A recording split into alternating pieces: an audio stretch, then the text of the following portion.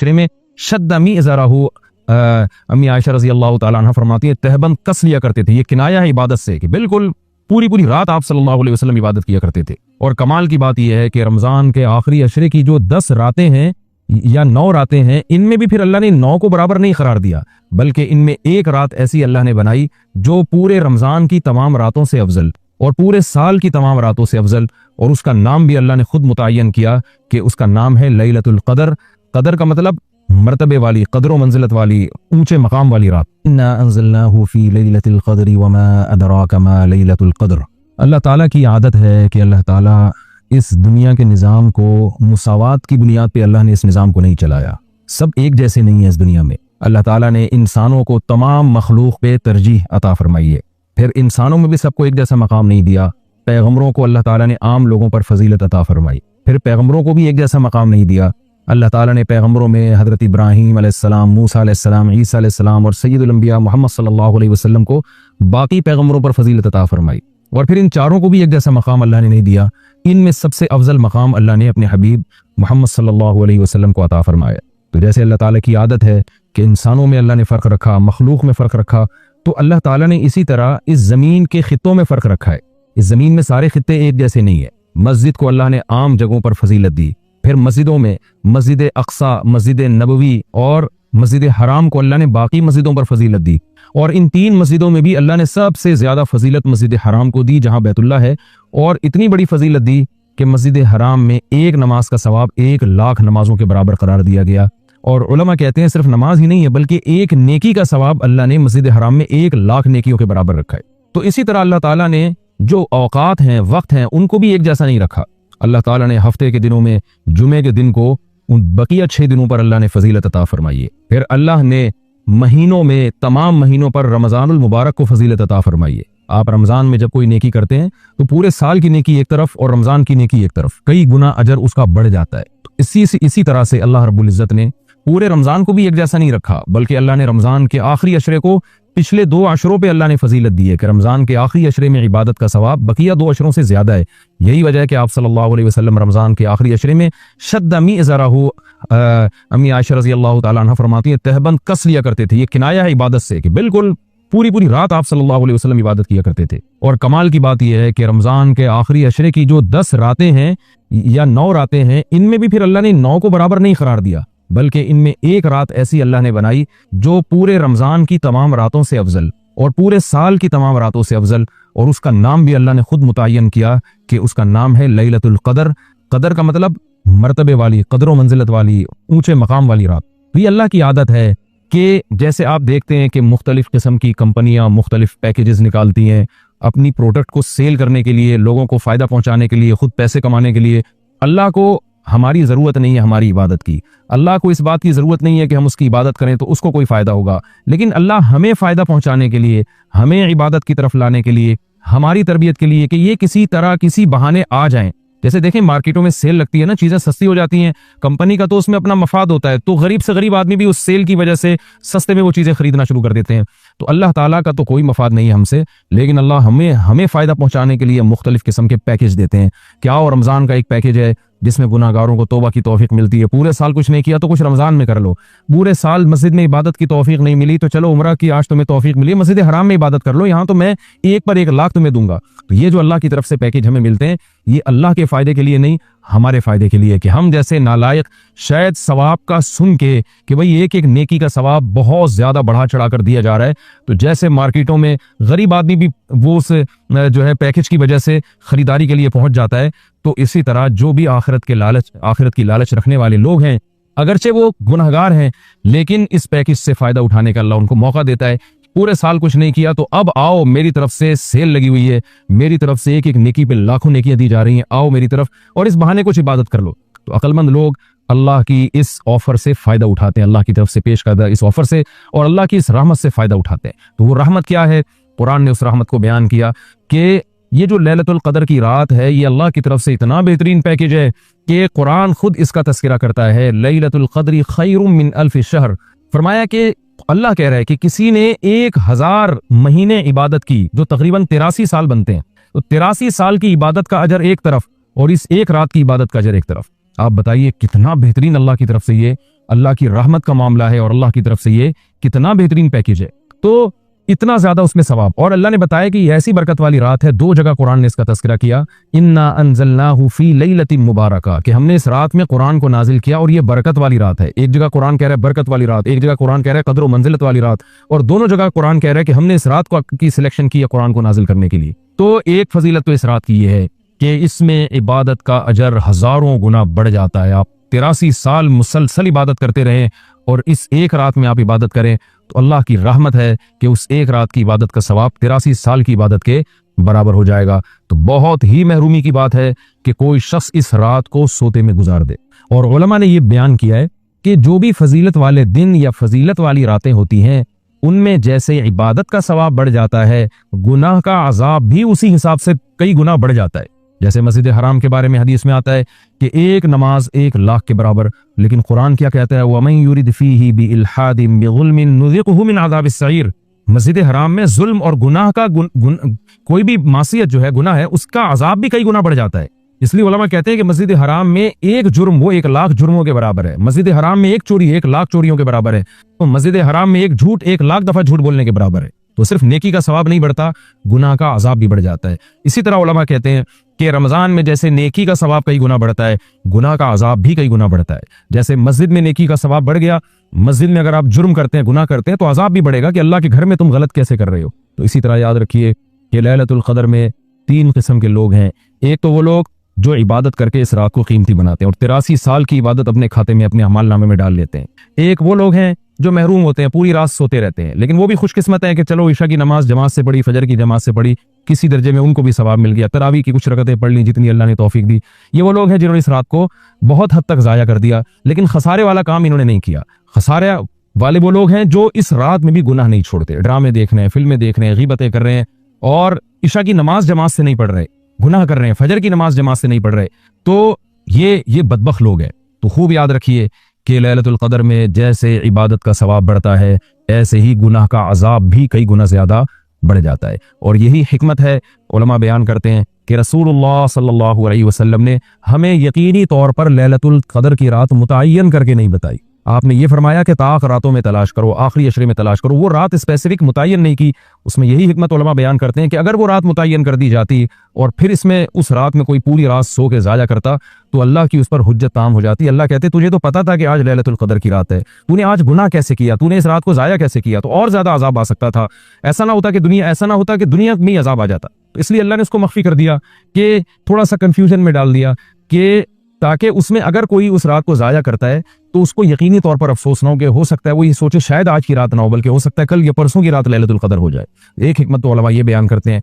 दूसरी हिकमत ये बयान करते हैं कि अगर लैलतुल क़द्र की रात मुतय्यन कर दी जाती और उस रात इत्तेफाक से कोई सोता रह जाता, बीमारी की वजह से इबादत ना कर पाता, तो फिर वो बकिया रातों में बिल्कुल भी इबादत ना करता। वो कहता लैलतुल क़द्र तो गुजर गई, अब मैं रात जाग के क्या करूंगा, असल जो अल्लाह की तरफ से रहमत वाला मामला था वो तो मैंने ज़ाया कर दिया। तो अल्लाह ने इस उम्मत पर एहसान किया कि बता दिया भाई आखिरी अशरा है और ताक रातों में इम्कान ज्यादा है, ताकि कोई 21वीं रात को इबादत ना कर सके तो उसको ये ख्याल ना हो कि भाई अब लैलतुल क़द्र का चांस ही खत्म हो गया, भाई हो सकता है 22वीं हो सकता है 23वीं हो। तो इस लालच में, इस उम्मीद में वो 10 की 10 रातें इबादत करेगा। और तीसरी हिकमत उलमा ने यह बयान की है कि लैलतुल क़द्र की रात को 100% मुतय्यन करके नहीं बताया गया ताकि लोग इस बहाने ज्यादा इबादत करें और जो तलबगार हैं उन्हीं को मिले। अब जो आखिरी 10 अशरे में यकीनी तौर पर पूरी इबादत करेगा उसके लिए तो लैलतुल क़द्र यकीनी है। जो आखिरी अशरे में कुछ रातें जागेगा, कुछ रातें नहीं जागेगा, तो उसके बारे में इम्कान है कि शायद लैलतुल क़द्र इससे फौत हो गई हो। हाँ, ताक रातों में जो इबादत करेगा, तमाम ताक रातों में 21वीं में, 23 में, 25 में, 26वीं, 27वीं रात, 29वीं रात, तो उसके बारे में भी इम्कान है कि वो लैलतुल क़द्र को पा लेगा। तो अल्लाह ताला ये चाहते हैं कि जो पूरे आखिरी अशरे में तमाम ताक रातों में खास तौर पर इबादत करें उनको लैलतुल क़द्र मिले। तो अगर अल्लाह रात मुतय्यन कर देते तो फिर तो हर आदमी उस लैलतुल क़द्र में जाग लेता, लेकिन अल्लाह ने निज़ाम ऐसा बनाया कि भाई जो तलब करेगा और तमाम रातें जागेगा उसको तो यकीनी तौर पर लैलतुल क़द्र मिलेगी, और जो तमाम रातों में इबादत का एहतमाम नहीं करेगा तो उसके लिए मामला मशकूक है, इम्कान है कि मिल जाए, इम्कान ये भी है कि ना मिले। तो इसलिए भी उलमा कहते हैं कि लैलतुल क़द्र की यकीनी तौर पर तायीन नहीं की गई।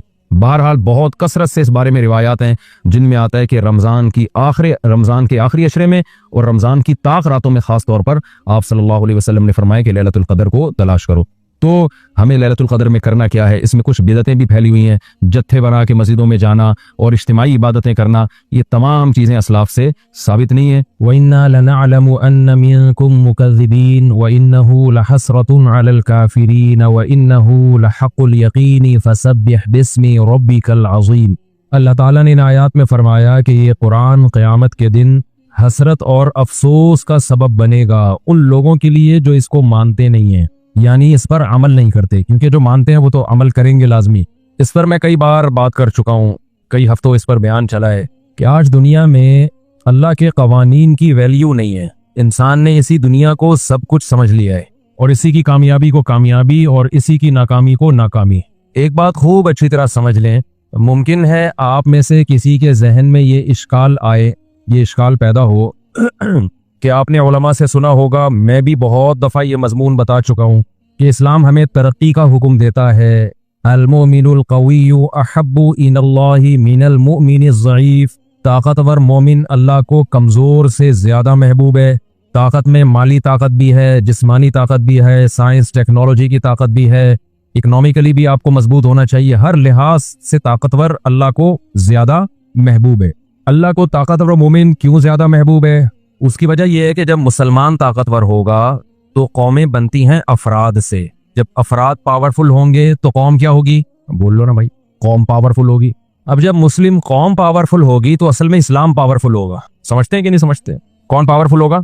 इस्लाम। अब यहाँ एक सवाल पैदा होता है, एक तरफ तो इस्लाम ये कहता है दुनिया मुसाफिर खाना है, असल आखिरत है, व इन्ना दारल आखिरता लहियल हयावान। आखिरत की जिंदगी ही असल जिंदगी है। ये कौन कह रहा है भाई? ये इस्लाम कह रहा है। तो कुरान मजीद में अल्लाह ताला का इरशाद है, व इन्नहु लहसरतुन अलल काफिरीन। हाँ, मैं ये बात कर रहा था कि एक इश्काल पैदा होता है कि जब ये इस्लाम कहता है दुनिया मुसाफिर खाना है, तो फिर ये भी कहता है कि ताकतवर मोमिन अल्लाह को कमजोर मोमिन से ज्यादा महबूब है। अब ताकत में इस्लाम ये चाहता है कि आप पावरफुल, तो हर लिहाज से पावर होती है ना, एजुकेशन की पावर हो, रियासत की पावर हो, हर लिहाज से पावर। आपकी फौज पावरफुल हो सकती है जब तक असलहा बनाना ना जानती हो, चलाना ना जानती हो। तो ये तो सारे दुनिया के उलूम है। तो सवाल पैदा होता है जब ये मुसाफिर खाना है तो क्या करना है पावर लेके भाई? यानी रिजल्ट और नतीजा तो यही निकलेगा ना जो गोरे का निकला है। गोरा भी साइंस में तरक्की कर रहा है, मजहब भी आपको तरक्की का कहता है, तो दोनों का हदफ तो एक हो गया ना। तो फिर इस्लाम में और कुफर में फर्क क्या रह गया? समझ में आ रही है कि नहीं आ रही? इसकी मिसाल ऐसे जैसे लोग कहते हैं कि भाई असल इस्लाम को तो गोरा फॉलो कर रहा है, वो तरक्की कर रहे हैं।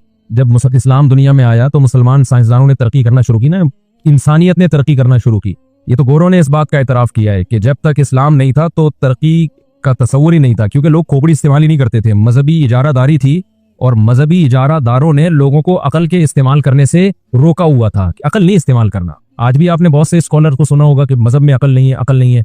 ये बात गलत है। मजहब तो अकल इस्तेमाल करने का जितना हुक्म देता है इतना तो कोई भी नहीं ऑर्डर देता भाई। अगर मजहब में अकल नहीं है तो अल्लाह बेअकलों को खिताब करता ना कुरान में।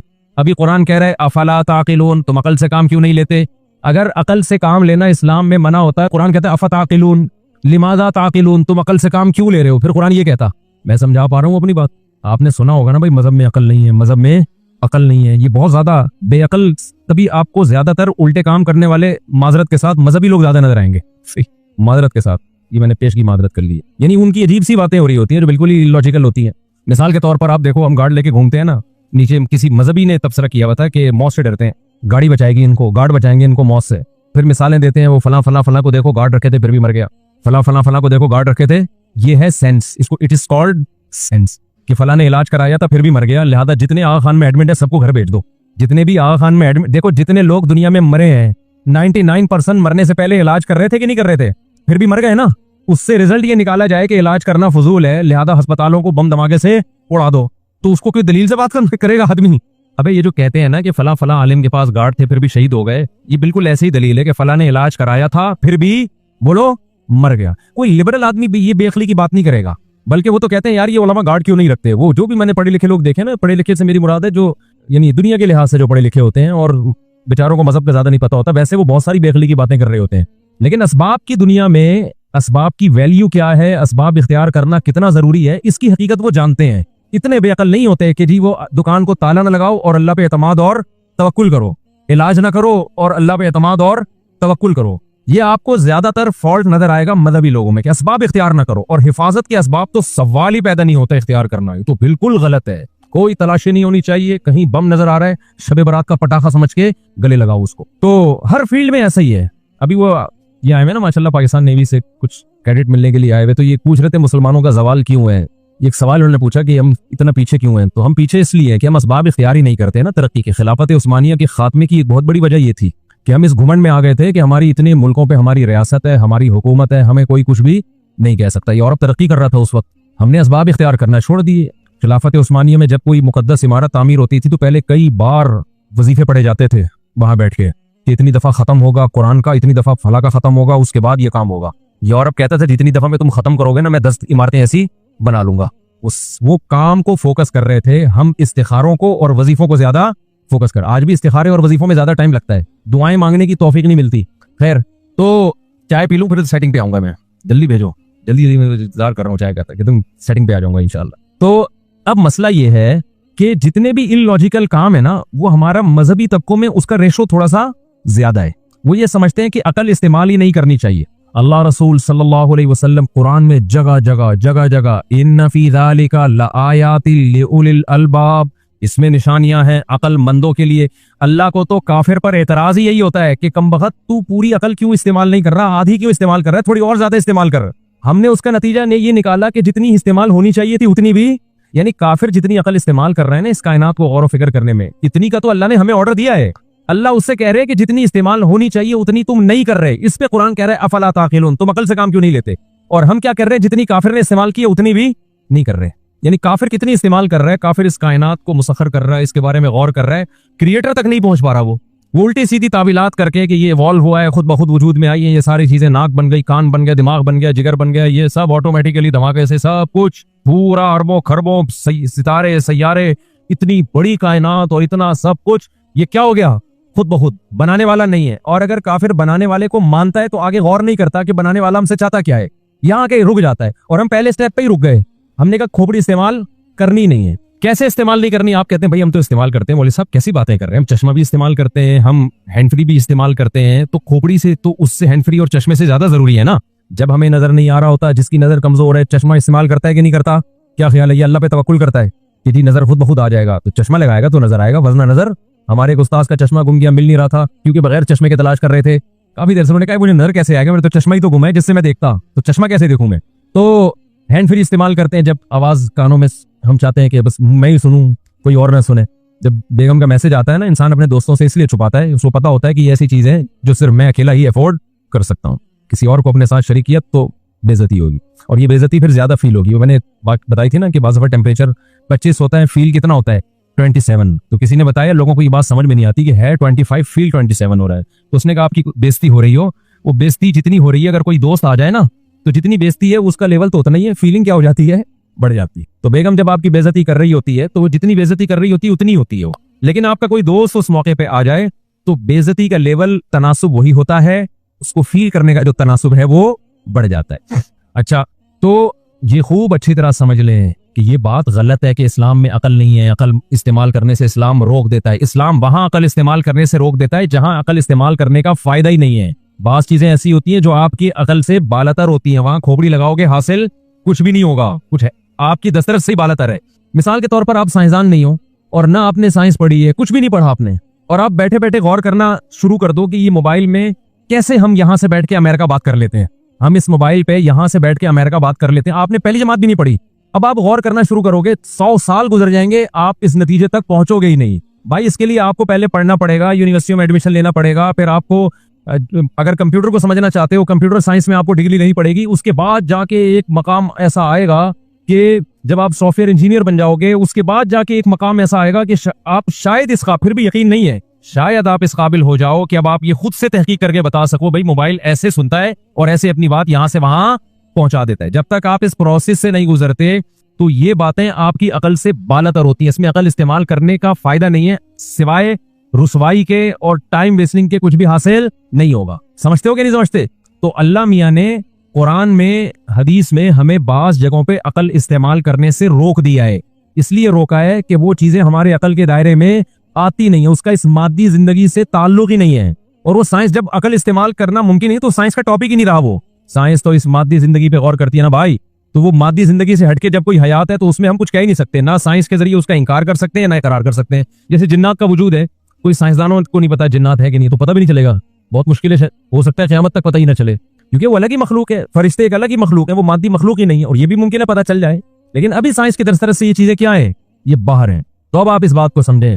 लेकिन जो चीजें हमारी दस्तरस में है ना, उनमें खोपड़ी इस्तेमाल अगर आपने नहीं की तो इसका आपको क़यामत के दिन हिसाब देना पड़ेगा। हर चीज में बैठ के ना सोचा करो, कोई भी बात करे उसको सोचा करो, इसकी कोई लॉजिक बनती है। अभी किसी ने फतवा दे दिया कि मंगल को ऑपरेशन कराना, पता नहीं कोई सुन्नत में हदीस में आता है कि नाजायज है, मुझे किसी ने बताया, मैंने कहा जो मंगल को जो पेशेंट मरेंगे उनका क्या होगा बेचारों का। तो ये बात खूब समझ लें। मैं असल सवाल को लेकर दोबारा चलता हूँ कि सवाल ये होता है कि जब इस्लाम भी आपको अकल इस्तेमाल करके तरक्की का, जब अकल इस्तेमाल करेंगे तो तरक्की होगी ना, चीजों को आपस में जोड़। आदम अलैहिस्सलाम की फजीलत अल्लाह ने किस बात की दी थी? जब अल्लाह ने आदम अलैहिस्सलाम को बनाया तो सबसे पहले क्या सिखाया? वअल्लमा आदमल अस्माअ कुल्लहा, जितनी भी चीजों के नाम है ना वो सिखाए। ये दुनियावी इल्म, दीनी इल्म था या दुनिया का इल्म था ये? अबे चीजों के नाम सिखाना, जैसे हम बच्चों को बता रहे होते हैं फॉर एप्पल, एप्पल बी से, आजकल पता नहीं बी से क्या आ रहा है, हमारे यहाँ बैलून हुआ करता था, अब क्या आ रहा है पल्ला वाला, सारा सेटअप ही चेंज कर दिया ना जी। बी से बॉल, अच्छा सी फॉर कैट, तो हम नाम सिखा रहे होते हैं ना बच्चों को। तो ये दुनिया का इल्म है या ये दीन का इल्म है या दुनिया का इल्म है? ये दुनिया का इल्म है ना, ये सोसाइटी में सर्वाइव करने के लिए जरूरी है। नमाज में ए फॉर एप्पल, बी या अलिफ से आना, अल्लाह और बी से बिस्मिल्लाह आएगा क्या? अब तो अल्लाह बिस्मिल्लाह सिखा रहे हैं, मुझे नहीं पता, लेकिन अलिफ से कुछ भी आप लगा दें तो नमाज से इसका कोई ताल्लुक है? कोई ताल्लुक नहीं। रोजे से इसका कोई ताल्लुक है? कोई ताल्लुक नहीं। तो अल्लाह आदम अलैहिस्सलाम को सबसे पहले चीजों की क्या सिखा रहा है? बोलो, नाम सिखा रहा है। फिर कुरान कहता है कि अल्लमाहुल बयान, हमने इंसान को बयान सिखाया। बयान का क्या मतलब है?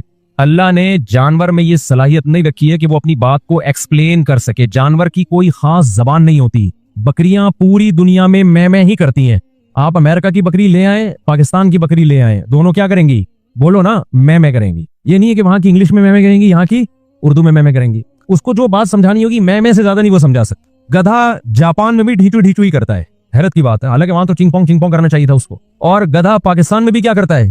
किसी ने आज बताया कि दज्जाल जो गधे पे आएगा ना, आज उसकी वजह समझ में आई। पेट्रोल जो महंगा हो रहा है ना इतना, हदीसों में आता है ना दज्जाल गधे पे बैठ के आएगा, तो उलमा तो इसका जवाब देते हैं इसका कि ये मतलब है, वो कह रहे मतलब कि अभी जो पेट्रोल जिस स्पीड से महंगा हो रहा है तो दज्जाल के पास भी गधे के अलावा कोई सूटेबल सवारी नहीं होगी। अभी तो मसला हमेशा के लिए हल कर रही है हमारी गवर्नमेंट, अल्हम्दुलिल्लाह। दज्जाल गधे पे क्यों आएगा? लोग कह रहे थे, सोचते थे ना कि इतना टेक्नोलॉजी का जमाना होगा तो दज्जाल गधे पे क्यों आएगा? तो पेट्रोल जिस हिसाब से महंगा हो रहा है ना, दज्जाल पाकिस्तान में कम से कम किस पे आएगा? गधे पे ही आएगा, बज़ाहिर ऐसा लगता है। तो अब देखो क्या बात कर रहा था मैं, ये जो गधे की बात कहां से आई ना। हाँ, पूरी दुनिया में जानवरों की बोली एक ही होती है, वो वजाहत नहीं कर सकते, दो चार बातें जानवर बता सकता है। भूख लग रही है उसके लिए भी ढींचू, गधे पे लोड ज्यादा हो गया उसके लिए भी क्या है? ढींचू। हमारा स्टाइल अलग है, हमें भूख लग रही है चीखेंगे थोड़ा सा, अगर लोड ज्यादा डाल दिया ना गालियों पे आ जाएंगे हम, वो अलग ढींचू स्टाइल है हमारा। क्या ख्याल है? कैसे इंसान को अल्लाह ने बोलना सिखाया है। अब मुझे एक बात बताओ, स्पीकिंग पावर जो हर इंसान के पास है, फिर खतीबों में ज्यादा होती है, उलमा में थोड़ी और ज्यादा होती है, बाज दफा गॉड गिफ्टेड भी कुछ सलाहियतें होती हैं, अल्लाह ताला लोगों को कुछ को ऐसा अल्लाह ने बनाया होता है वो ज्यादा अच्छा बोल सकते हैं। लेकिन इतनी बात तो है कि नॉर्मल दर्जे का इंसान भी जानवर की निस्बत अपनी बात को बहुत ही बेहतरीन अंदाज से बयान कर सकता है। ये जो स्पीकिंग पावर, जो एक्सप्लेन करने की पावर अल्लाह ने इंसान को दी है, ये दुनियावी इल्म है या ये दीनी इल्म है या दुनियावी इल्म है? लोग मुख्तलिफ जबानें सीख रहे होते हैं, ये जबानें यूनिवर्सिटियों में पढ़ाई जाती है ना, तो कम्युनिकेशन के लिए आपके अंदर जो स्किल्स पैदा होती हैं उनमें सबसे पहली स्किल क्या है? बोलना आना चाहिए आपको। ये तो खालिसतन दुनिया का इल्म है, और अल्लाह कहता है मैंने इंसान को ये दुनिया का इल्म देकर उसको जानवरों पर फजीलत दी है। इससे पता चलता है कि सिर्फ दीन के इल्म की बेस पर फजीलत नहीं होती, दुनिया के इल्म की बेस पर भी अल्लाह ने इंसानों को जानवरों पर फजीलत दी है। पहले मैं इश्काल पक्का कर रहा हूं कि जब दुनिया के इल्म की इतनी अहमियत है तो फिर मुसाफिर खाना क्यों है? ये समझाना चाह रहा हूं मैं कि करें क्या जब इतनी सारी। इसकी मिसाल ऐसे जैसे आप कहो कि यार ये बस का सफर है, लटक के चले जाओ तो भी ठीक है, आगे स्टेशन आगे अड्डे पे उतर जाना है, सीट मिल जाए तो भी है, लेकिन आप उसको समझा रहे हो कि इस सफर को अच्छे से अच्छा बनाओ, तो कहेगा एक तरफ तो आप तसल्लियां दे रहे हो कि लटक के चले जाओ तो भी ठीक है, बैठने की जगह मिल जाए तो भी ठीक है, लेटने की जगह मिल जाए तो भी ठीक है, जगह ना मिले पाँव रखने की जगह मिल जाए तो भी क्या है, मुसाफिर खाना है, दिल लगाने की जगह नहीं है। दूसरी तरफ आप कह रहे हो सफर अच्छे से अच्छा होना चाहिए। क्या ख्याल है भाई? और आप उसको तरीका बता रहे हो भाई यहाँ से पैसे कमाओ ताकि इसी पार्लर में तुम्हें जगह मिले, बिजनेस क्लास में तुम्हें टिकट मिले, तो आप कहोगे आपकी दो बातें आपस में क्या हो रही हैं?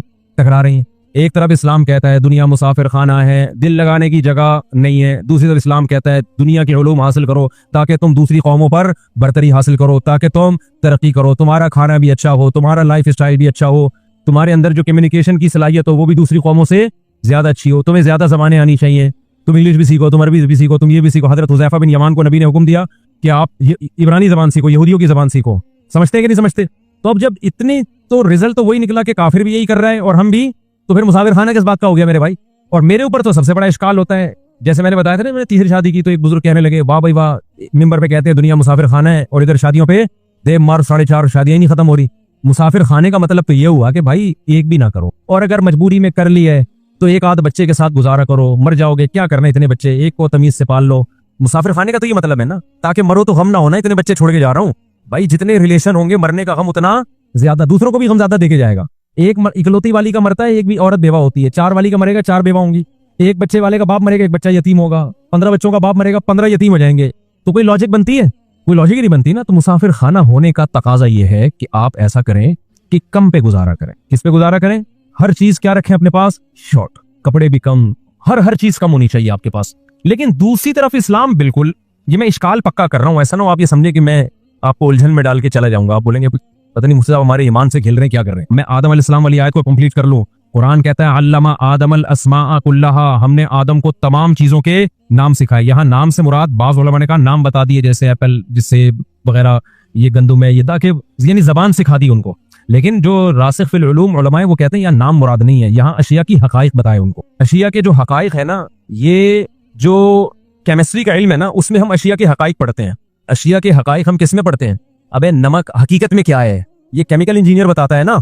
हम तो कहेंगे नमक खट्टा है, केमिकल इंजीनियर बताएगा इसकी हकीकत क्या है, इसमें कौन कौन से आइटम हैं जिनका ये मुरक्कब। देखो हम पानी को पानी कहते हैं, लेकिन जो केमिकल इंजीनियर है वो कहता है भाई हाइड्रोजन के 2 मॉलिक्यूल है और ऑक्सीजन का 1 मॉलिक्यूल। हकीकत तो वो बताएगा ना, फिर वो बताएगा हमें हकीकत के ये किन चीजों, किन अनासिर से, किन एलिमेंट से मिलकर बनाई है। तो अल्लाह ने आदम अलैहिस्सलाम को चीजों की क्या बताई? हकीकत। फिजिक्स में भी हम चीजों की हकीकत पढ़ते हैं कि वो और स्टाइल की हकीकत होती है। फिजिक्स में हम ये पढ़ते हैं जो आजकल कराची में नहीं पढ़ते, लेकिन पढ़ना चाहिए उनको, कि एक चीज इतने किलोमीटर पर आवर के हिसाब से चलेगी और इतनी एक्सेलरेटर है उसका, जो जिसको उर्दू में इसरा कहते हैं, उसके बढ़ने की स्पीड इतनी है, तो इतनी देर के बाद इसकी स्पीड कितनी हो जाएगी और इतनी देर के बाद ये कहाँ होगी। तो ये भी तो चीजों की हकीकत है ना। तो इससे पता चल रहा है चाहे वो सादा इल्म हो या पेचीदा हो, अल्लाह ने आदम अलैहिस्सलाम को केमिस्ट्री का इल्म भी दिया और फिजिक्स का इल्म भी दिया। नहीं आई बात, मेरा ख्याल है। और एक केमिस्ट्री होती है नामियाती कीमिया, इंग्लिश में मुझे नहीं पता इसको क्या कहते हैं, जिसको हम मेडिकल साइंस में पढ़ते हैं। भाई केमिस्ट्री एक बेजान चीजों की केमिस्ट्री है ना। एक केमिस्ट्री किसकी है? जो बायोलॉजी जिसको कहते हैं, फिर उसमें मेडिकल साइंस और वो नबातात के 2 अलग अलग शोबे हो जाते हैं। नामियाती कीमिया उर्दू में कहते हैं उसको। तो इनमें भी चीजों की हकीकत पढ़ते हैं कि नहीं पढ़ते? हकीम लोग जो बता रहे होते हैं कि ये दही जो है ये तासीर में ठंडी है कि गर्म है, हकीम लोगों का ये स्टाइल है। डॉक्टर ठंडे गर्म को नहीं मानता, डॉक्टर कहेगा ठंडा है या गर्म है, खाएगा तो ऐसी की तैसी हो जाएगी या फायदा हो जाएगा। तो चाहे हम ये नहीं कह रहे कि सारा इल्म अल्लाह ने दे दिया आदम अलैहिस्सलाम को, लेकिन अल्लमा आदमल अस्माअ कुल्लहा से इतनी बात 2 और 2 4 की तरह पता चल जाती है कि अल्लाह ताला ने दुनिया में सरवाइव करने के लिए मेडिकल साइंस का बेसिक इल्म और नामियाती कीमिया, इल्म नबातात, इसी तरह केमिस्ट्री और फिजिक्स, ये जो बेसिक उलूम है जो इस दुनिया में सरवाइव करने के लिए जरूरी है, कम से कम इतने उलूम अल्लाह ने आदम अलैहिस्सलाम को दिए थे। आप कह सकते हो मुफ्ती साहब इस रिपोर्ट के पेश करने का क्या फायदा? ये तो कॉमन सेंस की बात है, जब दुनिया में भेजा होगा तो कुछ सिखा के भेजा होगा ना, तो आप इस पे इतनी टाइम आपने क्यों लगाया? मैं इस पे टाइम नहीं लगा रहा। असल जो अगली आयत है, सुम्मा अरज़हुम अलल मलाइकति फ़क़ाल अंबिऊनी बिहाउलाई इन कुंतुम सादिक़ीन, हुआ ये था कि फरिश्तों को अल्लाह ने आदम अलैहिस्सलाम के बारे में कहा कि मैं एक मखलूक पैदा करना चाहता हूँ। फरिश्तों को उस पर हुआ था इश्काल कि अल्लाह तेरी इबादत के लिए तो बहुत लोग हैं, हम मखलूक बहुत हैं, तू एक ऐसी मखलूक क्यों पैदा कर रहा है जो दुनिया में झगड़ेगी, वयस्फ़िकु को दिमाग पड्डे करेगी है, तो क्या जरूरत है ऐसी मखलूक पैदा करने की?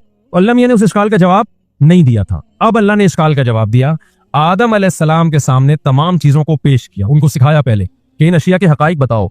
जब आदम अलैहिस्सलाम ने फरिश्तों के सामने बताए ना, वो जो भी जरूरत का मेडिकल साइंस का इल्म था, इल्म नबातात था, फिजिक्स थी, केमिस्ट्री, जो भी उस वक्त की जरूरत के हिसाब से, तो फरिश्तों से कहा कि अब तुम बताओ। फरिश्तों ने कहा, अगर फरिश्तों को पंजाबी आती होती तो वो कहते ऐसी बातें पंजाबी में अच्छी लगती हैं।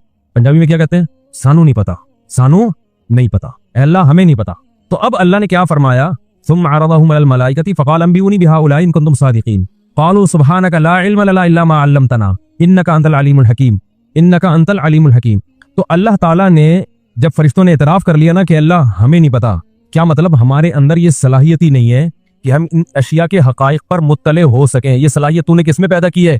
आदम में। भाई फरिश्ते ये कह सकते थे कि अल्लाह तूने आदम को भी तो तूने ही सिखाया है, तो अब तू आदम की हम पे बर्तरी कैसे साबित कर रहा है? तूने हमें नहीं सिखाया, उनको सिखा दिया। लेकिन फरिश्तों ने क्या कहा? अल्लाह तूने हमारे अंदर सलाहियत रखी है ना, बस हमें वही पता है, उससे ज्यादा हमें नहीं पता। तो अल्लाह ताला ने आदम अलैहिस्सलाम की फरिश्तों पे जो फजीलत साबित की, वो फजीलत केमिस्ट्री का इल्म भी था, उसमें फिजिक्स का इल्म भी था, मेडिकल साइंस का इल्म भी था, इल्म नबातात भी था, जो भी इल्म दुनिया के इल्म के जितने जरूरी शोबे हैं जो आज चल रहे हैं, जिनमें आज बहुत तरक्की हो चुकी है, वो तमाम चीजें अल्लाह ने आदम को सिखाई। और आदम अलैहिस्सलाम की फजीलत को किस पे साबित किया? जरा ठंडा सा पानी भी दे दे जरा, खानदानी किस्म का। और आदम अलैहिस्सलाम की फजीलत को अल्लाह ने किस पे साबित किया भाई? फरिश्तों पे साबित किया। इससे मेरा इश्काल और मजबूत हो रहा है। फरिश्ते कह सकते थे ए अल्लाह तो इस आदम पे वही करेगा कि ये दुनिया मुसाफिर खाना है, तो इनको केमिस्ट्री सिखाने की क्या जरूरत है, इनको फिजिक्स सिखाने की, बोल लो ना भाई, क्या जरूरत है, इनको मेडिकल साइंस की शुद्धबुद्ध की क्या जरूरत है, इनको इल्म नबातात सिखाने की क्या जरूरत है, टमाटर ऐसे उगता है। टमाटर तो अंग्रेज ने इजाद किया, टमाटर पहले था ही नहीं, आपको पता है? गलती से टमाटर, आदम अलैहिस्सलाम के दौरान टमाटर नहीं था। टमाटर जो है ना, बैंगन के साथ कुछ क्रॉस वो किया है, कुछ करके टमाटर का पौधा उगाया है।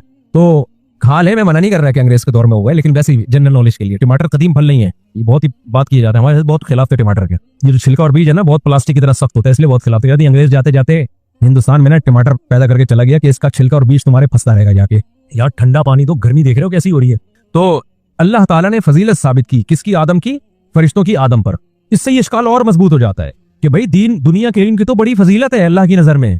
आदम को अशरफ बनाया जा रहा है और फरिश्तों पे बरतरी सिखाई जा रही है। किस बेस पे? कि तुम्हें नहीं पता, इनको पता है। अब आदम अलैहिस्सलाम की औलाद में मुसलमान भी हैं और काफिर भी हैं। अब आप मुझे बताओ, ये जो उलूम आदम के ट्रांसफर हुए हैं, जो लिए, आजकल मुसलमानों के पास ज्यादा है, काफिरों के पास ज्यादा है? वो तो उधर चले गए ना। हम तो रोना ये रो रहे हैं कि आने किधर को चाहिए थे। हमें अफसोस इस पर हो रहा है कि आने किधर को चाहिए थे, इधर को चाहिए थे। चाय पी के ठीक शुरू हो जाएगी बात। लेकिन चले कहाँ गए ये वहां चले गए। तो खूब अच्छी तरह समझ लें, एक बहुत बड़ा फर्क है इस्लाम में और कुफर में, बहुत बड़ा फर्क है। अब इसको रख दें, बाद में पी लूंगा यार, अब क्या बयान के भी इतना भी नहीं है, चर्च थोड़ी है कोई। ये 8:15 बजे है ना नमाज, तो उस पर पी लूंगा। अब खूब समझ लें, ये जो अल्लाह ने बरतरी और फजीलत साबित की है, एक टेक्निकल पॉइंट, एक टेक्निकल गलती है जो काफिर से हो रही है। इस्लाम ने हमें जो हुक्म दिया है ना तरक्की का, वो इस तरक्की का हुक्म दिया है जिससे, इस तरक्की की वजह से अल्लाह के चाहने वालों का दुनिया पे गलबा हो, और जिसके नतीजे में अल्लाह के कानून का गलबा हो। क्योंकि कमजोर और जो इकोनॉमिकली कमजोर हो, हर